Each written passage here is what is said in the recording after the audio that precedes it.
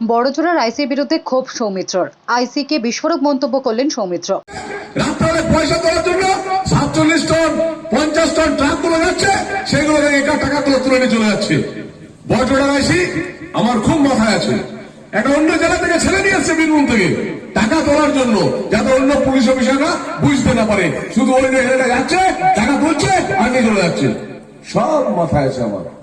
বয়সটা আমার 44, বয়সটা বেশি না ভাই, বয়সটা 43 বছর বয়স, জীবনে অন্যায় করিনি।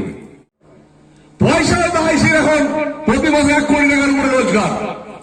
এখানে বালি থেকে 25% কমিশন আছে, তার জন্য তো আপনাদেরকে বলছে যে বালি চলতে দিতে হবে।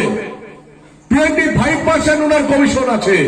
আমি বলে যাচ্ছি আইজি সাহেব, আপনি আমার নামে কেস করুন। আপনারা জানেন এই বড়জোড়ার আইসি কত বড় দুর্নীতি করেছে? দেখবেন বড়জোড়াতে যেগুলো লোকাল ভোট হয়েছে, সেই লোকাল ভোটে ছেলেরা যারা প্রার্থী হয়েছিল পঞ্চায়েত ভোটে, তারা প্রত্যেকেই পাহারা দিয়ে নিয়ে গেছে, গাড়ির মধ্যে কোনো ব্যালট চুরি করতে পারেনি। আর এখানে যে ভোটগুলো হয়েছিল, বড়জোড়ার আইসি 200 করে ব্যালট পাঠিয়ে দিয়েছিল গাড়িগুলোতে, যে আমি নির্দেশ দিচ্ছি এই ব্যালট গুলো যেগুলো বিজেপিকে ভোট দিচ্ছে সেগুলো বাদ দিয়ে দিন, বাকি ব্যালট গুলো ঢুকিয়ে দিন। এটা বড়জোড়ার আইসি নেতৃত্বে এই বড়জোড়া ব্লকে হয়েছিল।